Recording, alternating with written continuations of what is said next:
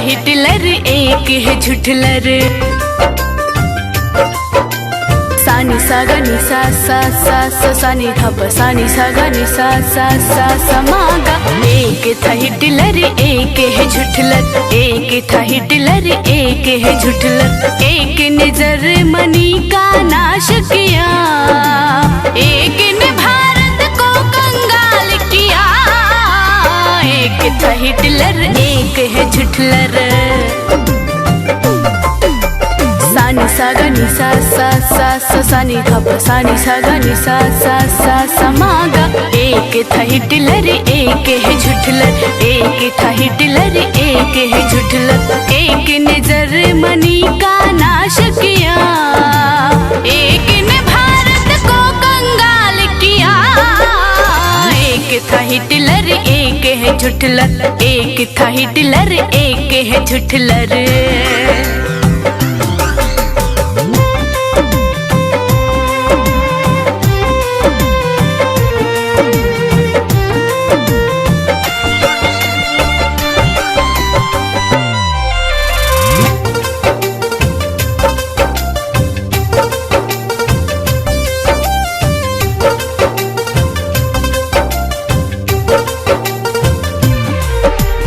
अच्छे दिन का सपना दिखा के डाल दिया दलदल में।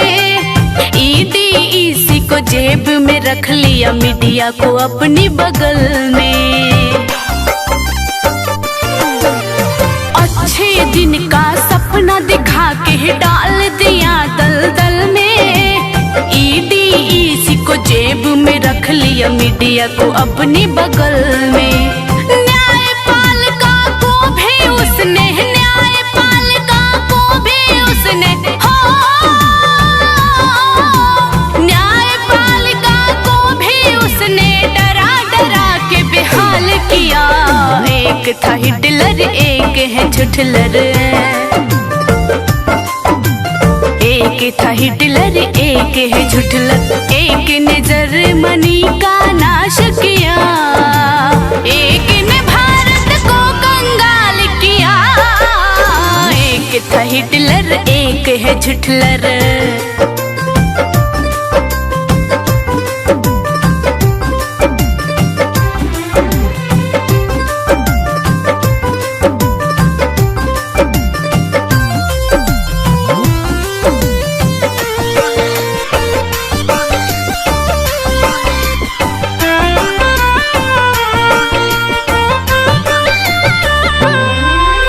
समय समय पर वो अपने भक्तों को भी आजमाता है। कभी जो संकट आए तो थाली ताली बजवाता है।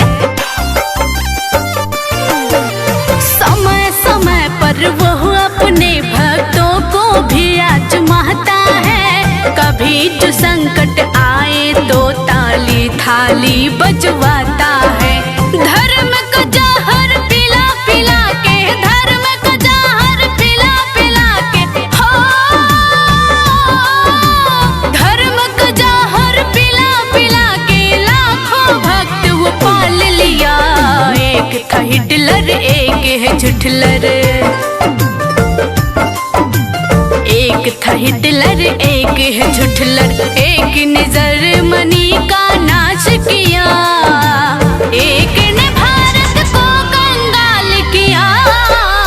एक था हिटलर एक है झुठलर।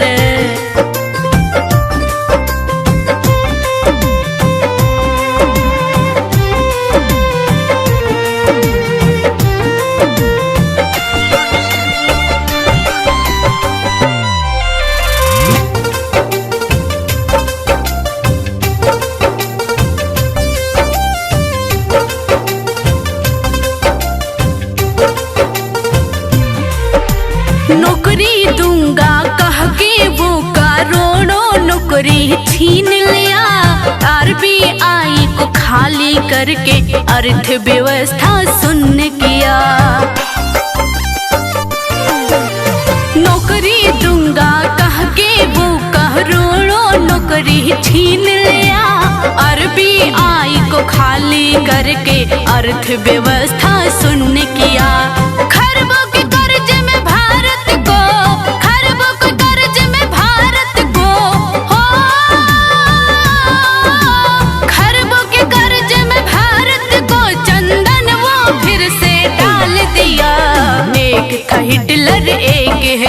झुठलर। एक था हिटलर एक है झुठलर, एक ने जर्मनी का नाश किया, एक ने भारत को कंगाल किया। एक था हिटलर एक है झुठलर।